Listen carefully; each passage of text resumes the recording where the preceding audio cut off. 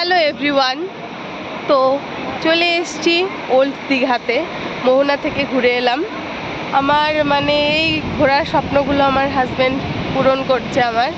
তো আমরা অ্যাকচুয়ালি বাচ্চাদের রেখে এসেছি আমার মায়ের কাছে।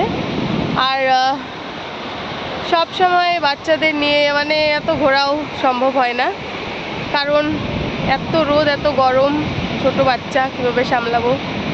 দুজনে একটু আলাদা টাইম স্পেন্ড করেছি, যেহেতু দুজন আলাদা আলাদা থাকি।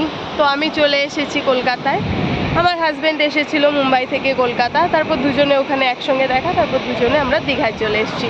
নিউ দীঘাতে স্টে করেছি, এখন এসেছি ওল্ড দীঘায়। তো ওই পাশে হচ্ছে মোহনা থেকে ঘুরে এলাম।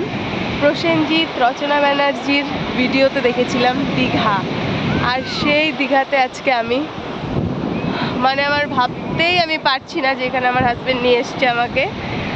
সেই প্রসেনজিৎ আর রচনার বাংলা যে মুভিগুলো দেখতাম, ওখানকার এই দীঘা। ওই যে ওই সাইডটা যে ব্ল্যাক ব্ল্যাক দেখা যাচ্ছে পাথর, ওইখানটার ভিডিওগুলো দেখেছি। প্রচুর গরম অ্যাকচুয়ালি, কিন্তু ঠান্ডা হাওয়া চলছে, কিন্তু রোদের তাপটা কিন্তু প্রচুর, তাকানো যাচ্ছে না। রোদের তাপ আছে, যেহেতু আমার হাজব্যান্ড বলছে ঘাম বেরোচ্ছে না, বেরোচ্ছে। আমি ঘাম মুছে ফেলছি, ওরই গরম লাগছে না, অ্যাকচুয়ালি রোদে বেরোয় না তো তাই ওর রোদ মজা লাগছে, আমার লাগছে না, কারণ আমার সারাক্ষণ রোদে থাকতে হয়। সকাল দুপুর বাচ্চাদের নিয়ে স্কুল যেতে যেতে টাইম শেষ। এসিতে থাকো, কিন্তু এই যে আমার তো দুদিন এসিতে থেকে সর্দিতে একদম দম শেষ। আমার কাছে ভাই ফ্যানই ঠিক আছে, গরিব মানুষ, ফ্যানই ঠিক আছে। তুমি বড়লোক, তোমার এসির দরকার, আমি গরিব মানুষ ভাই।